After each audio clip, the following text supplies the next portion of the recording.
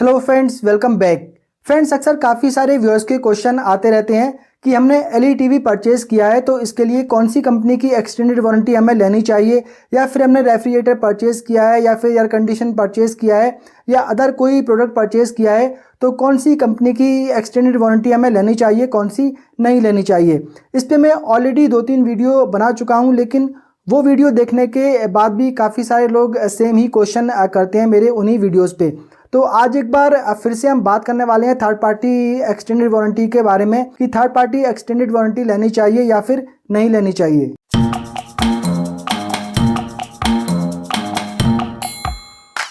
जैसे कि कुछ टाइम पहले मैंने एक वीडियो बनाया था, should you get extended warranty plan for your electronic product.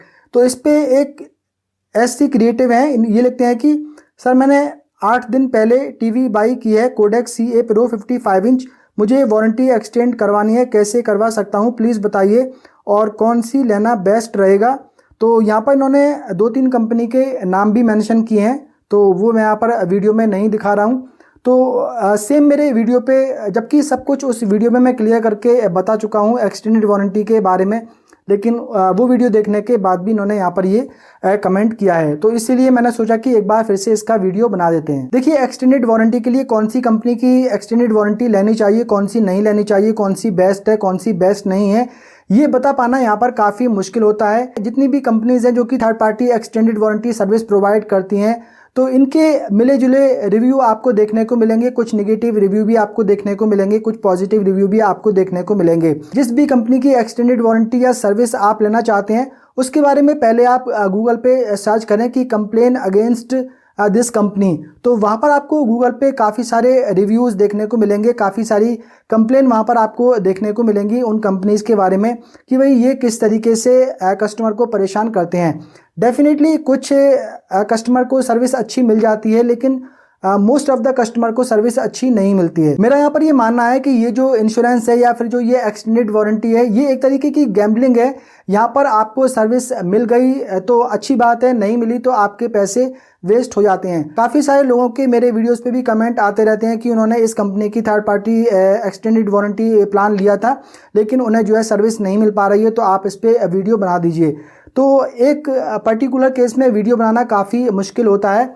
हो सकता है कि एक पर्सन को सर्विस ना मिली हो, लेकिन काफ़ी सारे कस्टमर को सर्विस मिल गई हो। तो गूगल पे आपको बहुत सारी ऐसी कंप्लेन, बहुत सारे ऐसे रिव्यूज़ देखने को मिल जाएंगे in third party service provider के बारे में कि किस तरीके से कस्टमर को परेशान करते हैं, कस्टमर को बेवकूफ़ बनाते हैं, और जो वारंटी क्लेम होता है उन्हें तरह तरह की टर्म्स कंडीशन बताकर वहाँ पर जो क्लेम है आपका डिक्लाइन कर देते हैं। जब भी आप ऑफलाइन शोरूम पे कोई चीज़ परचेज करने के लिए जाते हैं, और अब तो ई-कॉमर्स वेबसाइट पे आप कोई चीज़ परचेज करते हैं, तो वहाँ पर आपको सजेशन में आ जाता है कि आपको इसकी वारंटी एक्सटेंड करवानी चाहिए, और शोरूम पे तो डेफिनेटली जो सेल्स पर्सन होता है वो आपको सजेस्ट करता ही है, और एक पर्टिकुलर कंपनी की एक्सटेंडेड वारंटी प्लान आपको देने के लिए वो बोलता है।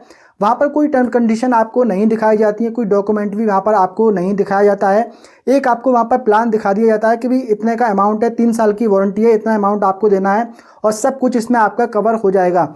लेकिन एक्चुअल में जब वारंटी क्लेम करने का नंबर आता है तो वहाँ पे जो है तरह तरह की टर्म्स कंडीशन निकल कर आती हैं। कई सारे केसेस में ये भी देखने को मिला है कि जिस पर्टिकुलर कंपनी से आपने वारंटी एक्सटेंड करवाई है या इंश्योरेंस करवाया है, तो वो आपको सर्विस प्रोवाइड नहीं कर रहा है, उसने एक और थर्ड पार्टी से कांटेक्ट किया हुआ है। यानी कि आपने किसी एक्स कंपनी से वारंटी एक्सटेंड प्लान लिया है या फिर इंश्योरेंस लिया है, लेकिन उस एक्स कंपनी ने एक वाई कंपनी से कांटेक्ट किया हुआ है, यानी कि उसके बिहाफ पे वो यहाँ पर पैसे आपसे ले रहे हैं। आपको लगता है कि हमने इस एक्स कंपनी से वारंटी एक्सटेंड करवाई है, लेकिन जब आप वारंटी क्लेम करते हैं तो आपका जो वारंटी क्लेम है फॉरवर्ड किया जाता है उस बाई कंपनी को, और वो बाई कंपनी पे डिपेंड करता है कि वो आपको क्लेम को रिजेक्ट कर दे या वो आपको क्लेम दे दे।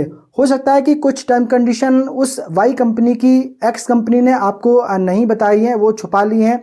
यानी कि जो बाई कंपनी है वो आपको कुछ एक पर्टिकुलर सर्विस देती है, लेकिन जो एक्स कंपनी है जिससे आपने वारंटी एक्सटेंड करवाई है या इंश्योरेंस लिया है, तो उसने वहाँ पर कुछ 2-4 चीज़ों को अपनी तरफ से ऐड करके बता दिया है आपको अट्रैक्ट करने के लिए। और इन्हीं केसेस में होता है कि जब आपका वारंटी या क्लेम करने का नंबर आता है वो उस वाई कंपनी के पास फॉरवर्ड किया जाता है एक्स कंपनी के थ्रू, क्योंकि आप कंप्लेन करेंगे एक्स कंपनी को, एक्स कंपनी जो है फॉरवर्ड कर देगी वाई कंपनी को, और वाई कंपनी की तरफ से ही वो जो आपका जो क्लेम होता है वो डिक्लाइन कर दिया जाता है। ऐसे कई सारे केसेस देखने को मिले हैं, आप गूगल पे जाके सर्च कर सकते हैं। इस टाइम एक काफ़ी वेल नोन कंपनी है जो कि स्मार्टफोन परचेज करते टाइम पे आपको इंश्योरेंस प्रोवाइड करती है, लेकिन उस कंपनी ने एक सरकारी इंश्योरेंस कंपनी से कॉन्ट्रैक्ट किया हुआ है। यानी कि जब आप कोई मोबाइल फ़ोन परचेज करते हैं, आपने एक एक्स कंपनी से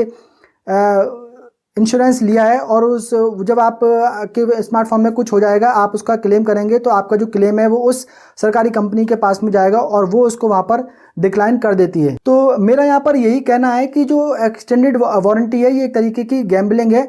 अगर ये आपको कम पैसे में मिल रही है, मान लिया आपने कोई 10,000 15,000 का प्रोडक्ट परचेज किया है, उसमें आपको 200 रुपये 300 रुपये 400 रुपये देना पड़ रहा है वारंटी एक्सटेंड करने के लिए, तो यहाँ पर आप रिस्क ले सकते हैं। लेकिन आपने 10,000 15,000 का प्रोडक्ट परचेज किया है, उसके लिए 2,000 रुपये 3,000 रुपये आपसे चार्ज किए जा रहे हैं, तो उस केस में फिर एक्सटेंडेड वारंटी नहीं लेनी चाहिए। 30,000 40,000 50,000 का प्रोडक्ट है, उसके लिए 2,000 रुपये आप खर्च कर सकते हैं। 2,000 रुपये का रिस्क आप यहाँ पर ले सकते हैं। रिस्क मैं यहाँ पर इसलिए कह रहा हूँ क्योंकि आपके ज़्यादा पैसे यहाँ पर वेस्ट ना हो। अगर आपको सर्विस मिल गई तो अच्छी बात है, सर्विस नहीं मिल पाई तो आपको यहाँ पे ज़्यादा दुखी नहीं होना पड़ेगा, ज़्यादा आपका लॉस नहीं होगा। हालांकि ये भी एक तरीके का स्कैम हो जाता है कि आपसे 2,000 रुपये भी लिए जा रहे हैं और आपको सर्विस नहीं दी जा रही है।